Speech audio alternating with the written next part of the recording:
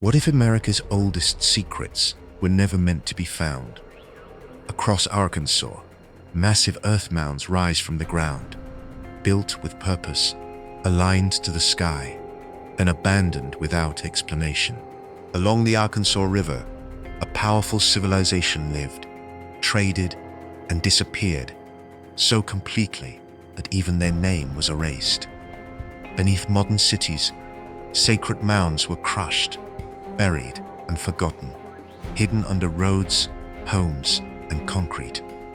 And deep inside the Ozark Mountains, ancient people walked into total darkness, carrying fire into dangerous caves, leaving behind artifacts where no one was meant to go. These are not myths. These are not accidents. These are real places with real evidence and questions no one can fully answer. Tonight, we dig beneath the surface of history to uncover what was built, what was destroyed, and what still lies hidden below. Because some mysteries weren't lost to time, they were buried on purpose. Casa Grande ruins, out in the Arizona desert, where the land feels endless and the sun feels like it's watching you. There's a massive structure that should not exist. It rises from the flat ground like an estate in time. Thick walls, square shape, perfect angles. And the biggest question of all hits you almost right away. Who built this? And how did they do it in the middle of a desert? This is Casa Grande ruins, and the deeper you go into its story, the stranger it gets. Imagine standing there hundreds of years ago. No highways, no cities, just dry land, sharp heat, and a sky that never seems to move. And yet, around the year 1300, people were already building one of the largest prehistoric structures in North America. Casa Grande, which means big house in Spanish, wasn't built by Europeans. It was already old when the first Spanish explorers saw it in the 1600s. Even they were confused by it. The builders were the Hohokam people, or at least, that's the name archaeologists gave them. Just like with many ancient cultures, we don't know what they called themselves. They lived in southern Arizona for over 1,000 years, and they mastered something that still impresses experts today: water control.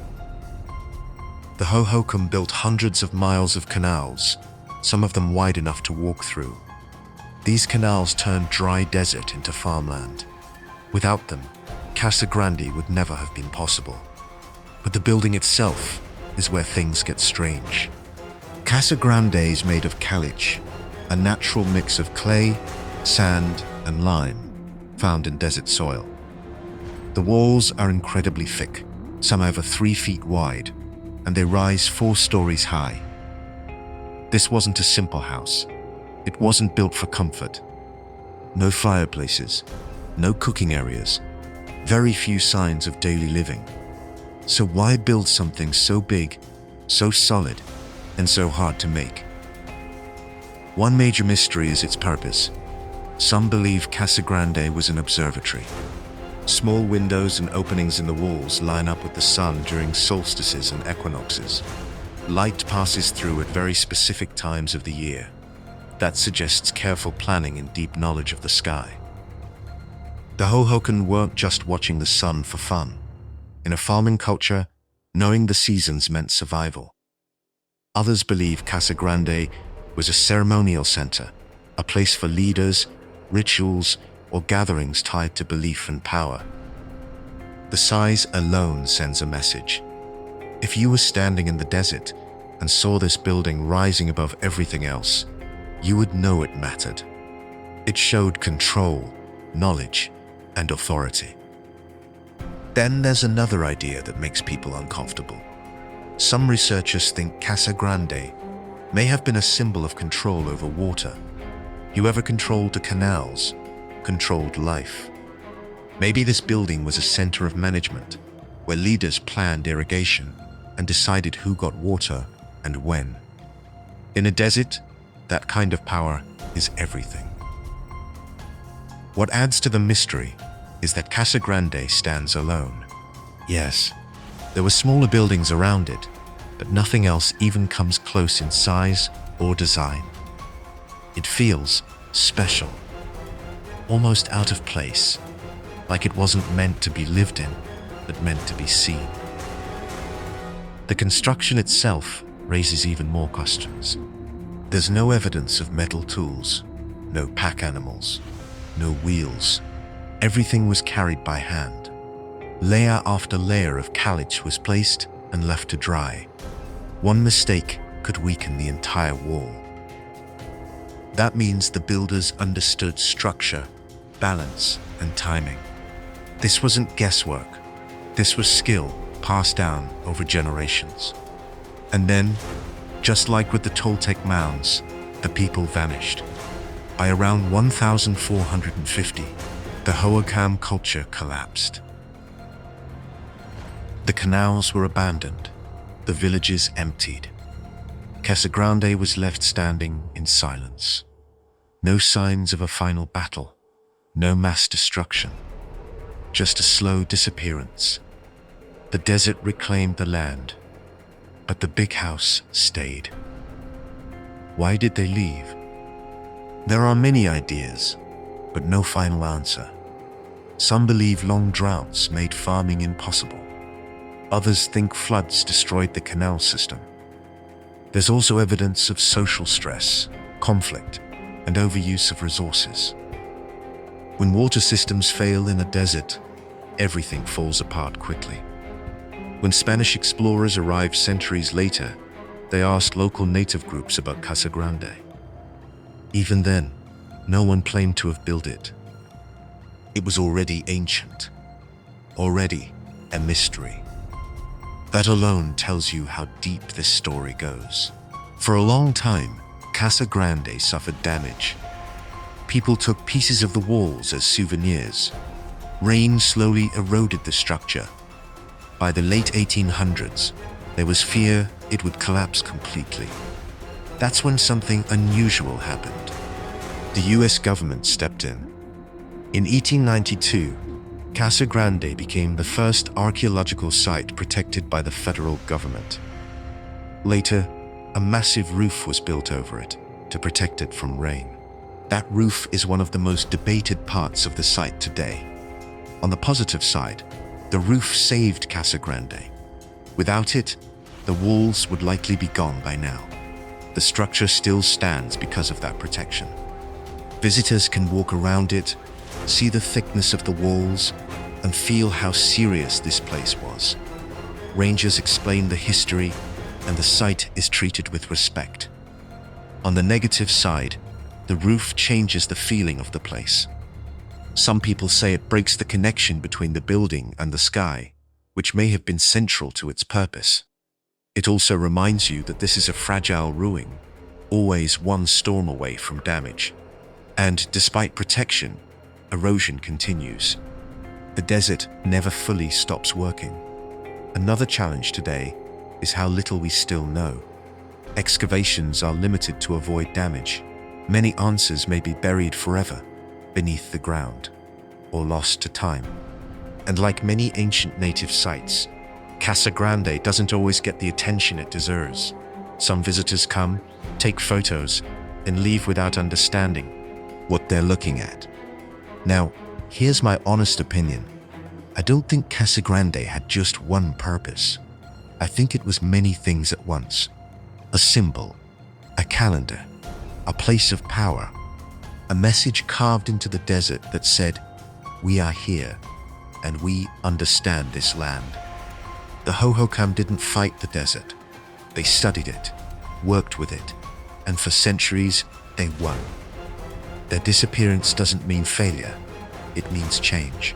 Cultures evolve, move, and sometimes break apart. What matters is that they left behind proof of their intelligence and strength.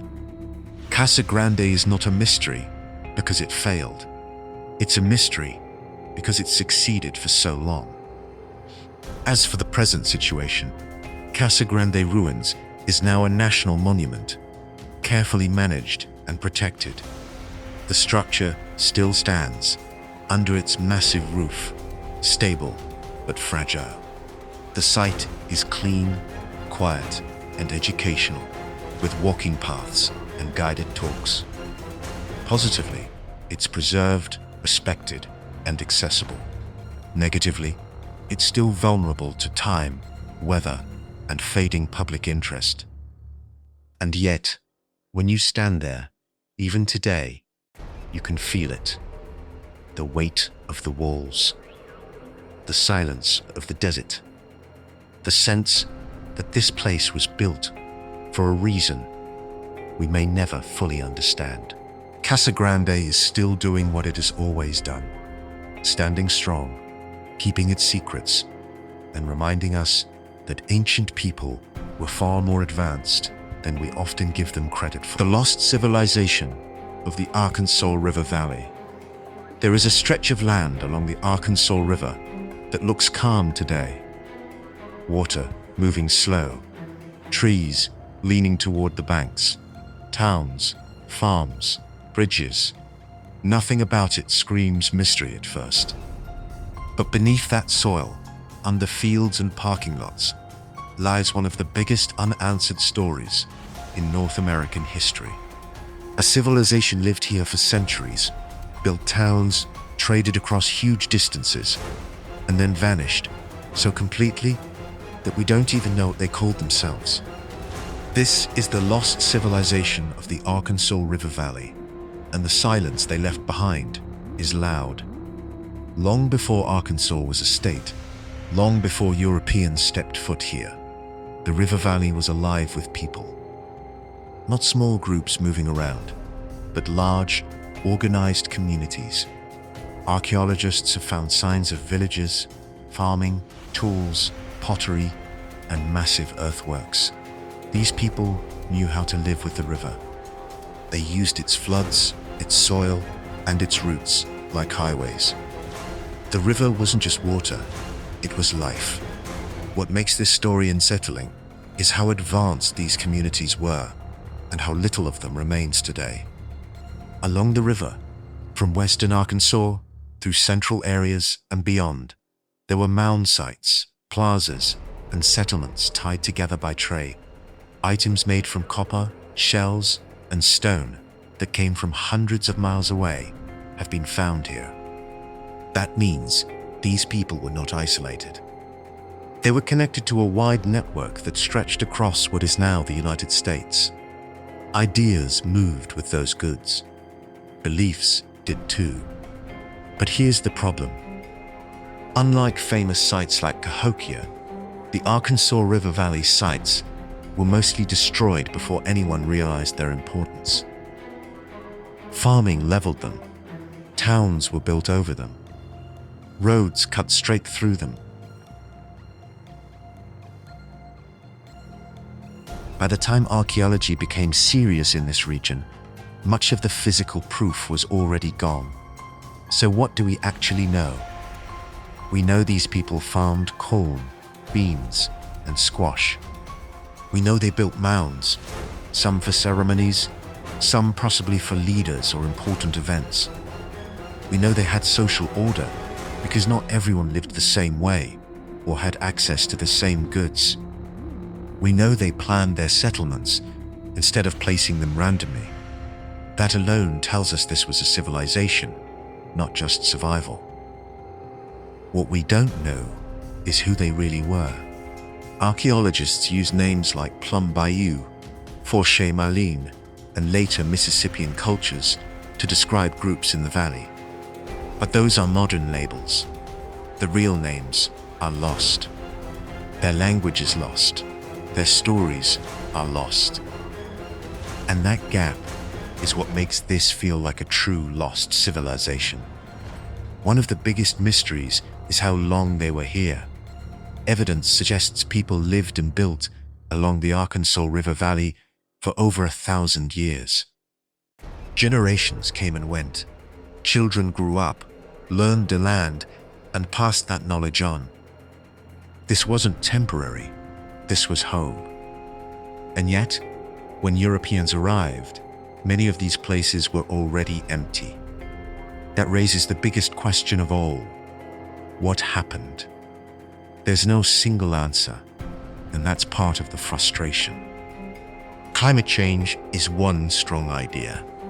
Long periods of flooding followed by drought could have destroyed crops and made river living dangerous. The Arkansas River is powerful, but unpredictable. A few bad decades could push people to move. Another idea is conflict. As populations grew, competition for land and resources may have turned violent. There is some evidence of defensive structures and trauma on bones at certain sites. That suggests life here wasn't always peaceful. Disease is another possibility. Even before direct contact, diseases could travel along trade routes. A sickness moving faster than people could weakened entire communities. But here's what makes the mystery deeper. There is no clear sign of collapse, no layer of ash from burned towns, no mass graves, no sudden end. Instead, it looks like a slow fading. Villages shrink. Sites are abandoned one by one. People move away, blend into other groups, or change their way of life. In other words, they didn't vanish overnight. They dissolved. That makes it harder to track them. Some researchers believe later tribes like the Quapaw, Caddo, or Osage may carry pieces of this lost civilization in their history, but connections are hard to prove. Time, movement, and death in the tribes. Another haunting part of this story is how much we will never know because of modern development. Entire mound complexes were flattened in the 1800s and early 1900s. Farmers saw them as obstacles. Towns saw them as empty land. There were no laws to stop it. Each destroyed mound erased a chapter of history forever. Even today, construction projects sometimes uncover ancient tools or burial sites. Work stops.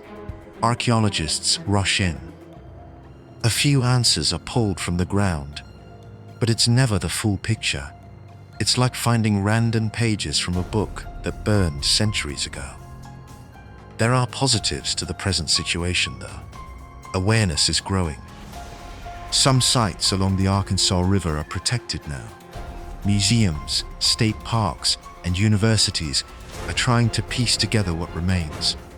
Modern technology like soil scanning and satellite imaging helps find sites without digging them up. That's a huge step forward. There's also more respect today for native history. Collaboration with tribes has improved. Stories, oral traditions, and cultural memory are being taken seriously instead of ignored. That doesn't solve everything, but it helps fill in the human side of the mystery. On the negative side, most of the lost civilization is still under threat. Erosion, flooding, and development continue. Many sites are on private land with little protection. Funding for deep research is limited. And once something is destroyed, it's gone for good. Now here's my honest opinion. I don't think the civilization truly disappeared. I think it changed. People adapted, moved, joined other groups, and survived in different forms. History likes clean endings, but real life doesn't work that way. The idea of a lost civilization feels dramatic, but what's really lost is our understanding. What bothers me most is how quietly this history was erased. Not by enemies, but by progress. By plows, by roads, by people who didn't know or didn't care what they were standing on. If more had been protected early on, the Arkansas River Valley might be as famous as any ancient site in the world. And yet, there's something powerful about the mystery remaining. The river still flows where they lived. The land still remembers, even if we don't. Every artifact pulled from the soil is a reminder that this place was once full of life, ideas, and belief. As for the present situation, The Arkansas River Valley today is a mix of preservation and loss. Some sites are protected, studied, and respected. Others are buried under cities or slowly fading into the land. Positively, knowledge is growing. Positively, much of the civilization will never be recovered. The lost civilization of the Arkansas River Valley isn't gone because it failed. It's lost because time moved on, and we arrived too late to listen.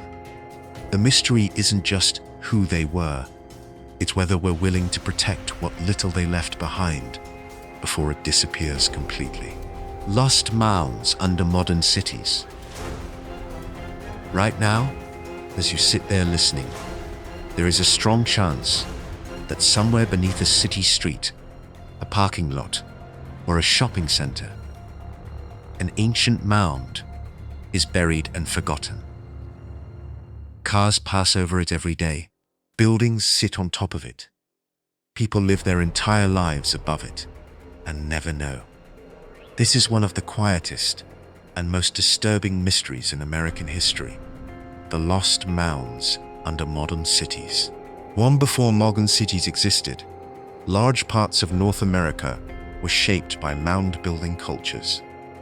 These were not random dirt piles. They were planned structures made for ceremonies, power, belief, and community. Some were as tall as small buildings. Some were spread across wide plazas, and many of them stood for hundreds of years.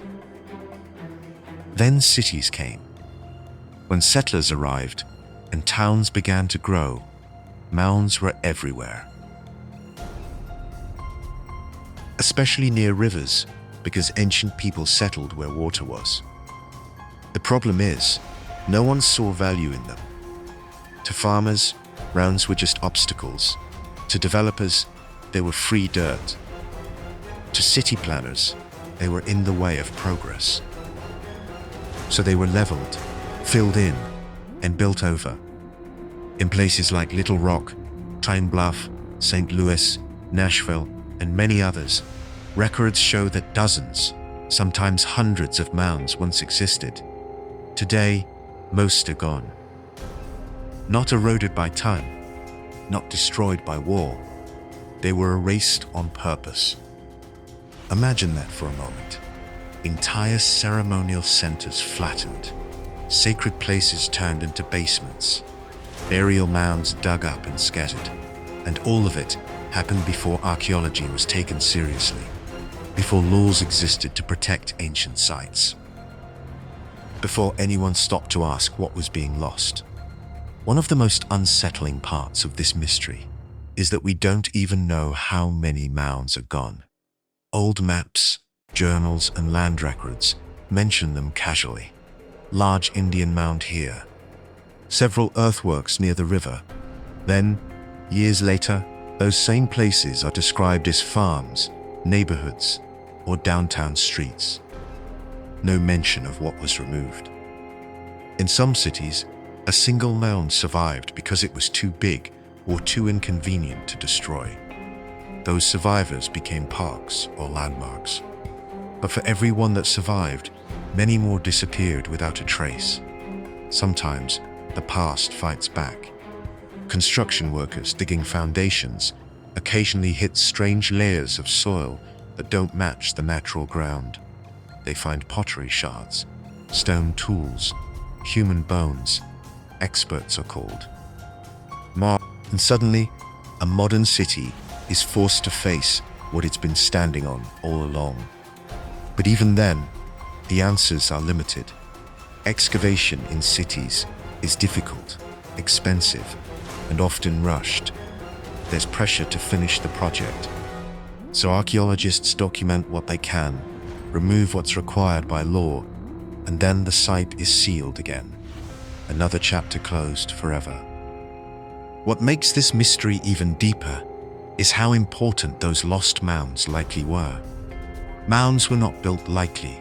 They took years, sometimes generations. That means the places chosen for them mattered. They were centers of power, belief, and identity. When you erase a mound, you don't just lose dirt, you lose meaning. Many of these mounds were tied to astronomy.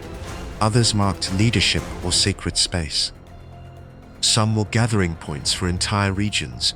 Losing them breaks the map of the ancient world. It's like tearing out the capital cities from history and pretending they never existed. There's also the human side that's hard to face. Many mounds contained burials, ancestors, elders, leaders.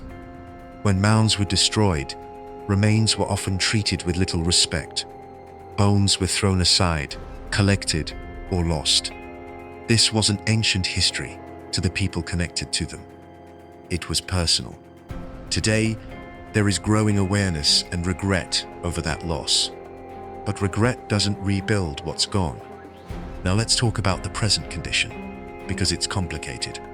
On the positive side, laws now exist to protect known archaeological sites.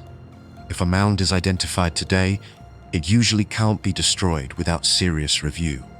Cities are more careful. Archaeologists are involved earlier in planning. There is also better technology. Ground-penetrating radar can sometimes detect buried mounds without digging. That means we can confirm what's there while leaving it untouched. Museums and universities are also working to document old records, maps, and notes from the 1800s to reconstruct where lost mounds once stood. It's like rebuilding a ghost map of ancient cities beneath modern ones. That work matters, even if the mounds themselves are gone. On the negative side, protection only applies if a site is known. Many buried mounds are still invisible. They sit under private property, highways, and buildings where investigation isn't allowed or isn't practical. Once a city is built, digging it up isn't realistic.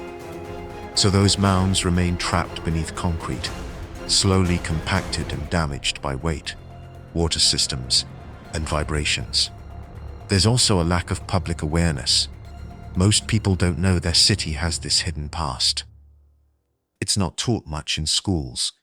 It's not marked on streets. Without awareness is little pressure to protect what remains. And then there's the uncomfortable truth. Some people still don't care. Development is money. History doesn't always win that argument.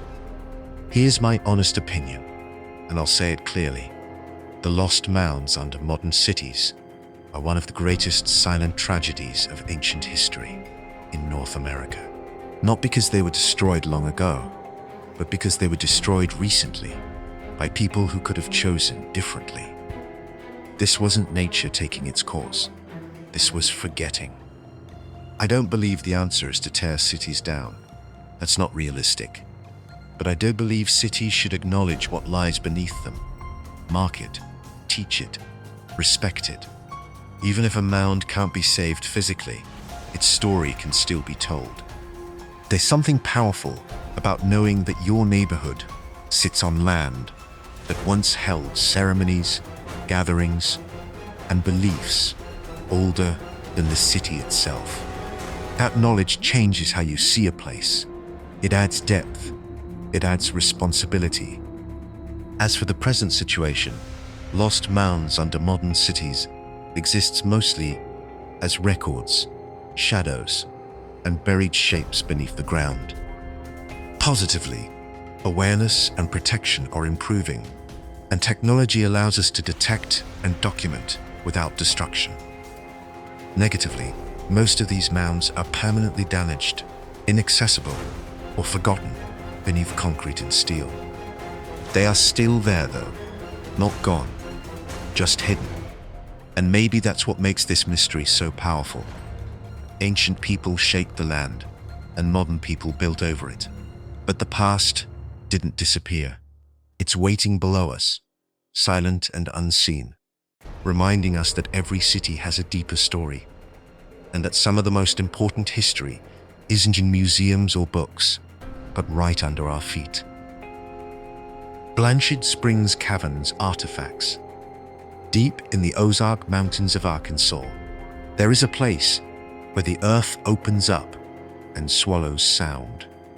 Once you step inside Blanchard Springs Caverns, the outside world disappears fast. The air turns dull. The light fades. Water drips slowly, like a clock that doesn't care about time. Most people come here to see the beauty of the cave, the tall stone columns, the flowing shapes frozen in rock. But hidden behind all that beauty is a darker and far more unsettling mystery. Why were ancient people going deep into this cave, and what were they doing there? This wasn't a place for shelter. It wasn't easy to enter. And it definitely wasn't safe. Blanchard Springs Caverns is a living cave, still forming today. Water moves through it constantly. Floors are slippery. Passages are narrow in places. There is no natural light once you move past the entrance areas. For ancient people with no flashlights, no helmets, and no modern gear, entering this cave would have been dangerous and terrifying. That's what makes the artifacts found here so disturbing. Archaeologists discovered signs that humans entered parts of this cave thousands of years ago. Charcoal from ancient torches, footprints pressed into soft clay, broken pieces of tools. These were not accidents. People didn't just wander in and get lost. They came here on purpose. The first question hits hard. Why? Caves have always held a special place in human belief. Across cultures, caves are seen as entrances to other worlds, places of spirits, places of birth, death, and rebirth. Blanchard Springs fits that pattern perfectly. It feels alive. The walls seem to move. Sounds echo in strange ways. For ancient people, this place would have felt powerful, even sacred. What's important to understand is how deep some of the evidence is found. Not near the entrance, not in areas where light could reach, but far inside the cave system. That means people planned these trips. They brought fire. They knew the path, or learned it slowly. This wasn't fear-driven panic. This was intention. Charcoal remains suggest torches were used, likely made from wood or cane. These torches would burn fast and smoke heavily. Breathing would be hard. Visibility would be low. Every step would be a risk. So again, why take that risk? One strong idea is ritual use. The cave may have been used for ceremonies connected to belief systems we no longer understand. The darkness itself could have been part of the experience. Silence, isolation, fear.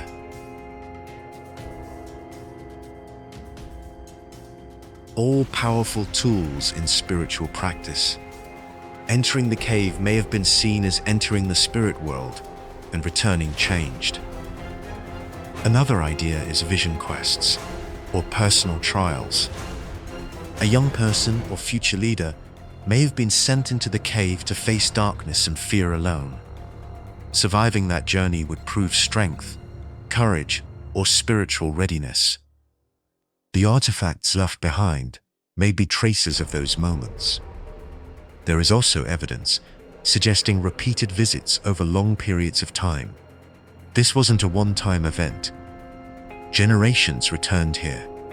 That means the knowledge of the cave was passed down. Stories were told, rules were followed. This place mattered. What's missing is just as important as what's found. There are no signs of long-term living, no food storage, no hearths for warmth, no everyday trash. That tells us this cave was not a home. It was a destination, a place you go to, not a place you stay. That makes Blanchard Springs different from many other cave sites. Then there's the unsettling detail of footprints. Some footprints appear to belong to children, small feet, light steps. This raises uncomfortable questions. Why were children taken into such a dangerous place? Were they part of ceremonies? Were they learning sacred paths? Or were these families entering together for reasons we can't understand? No clear answers exist, and that uncertainty makes the mystery heavier. Over time, water flowing through the cave covered or erased much of the evidence. Calcite slowly formed over footprints and charcoal. In one way, this destroyed history. In another way, it preserved it, like nature sealing a secret behind stone. When modern explorers and scientists began studying the cave, they realized how fragile it all was. One careless step could erase a footprint thousands of years old.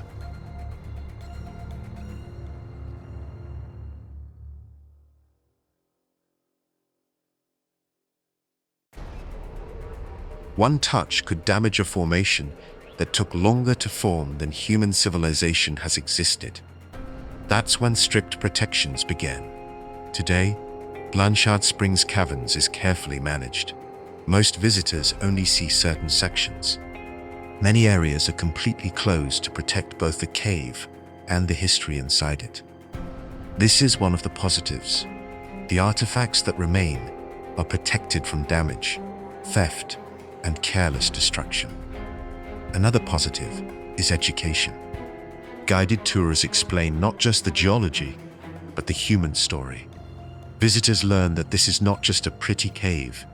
It's a place where ancient people walked, breathed, and believed. But there are negatives too. Because protection is so strict, research is limited.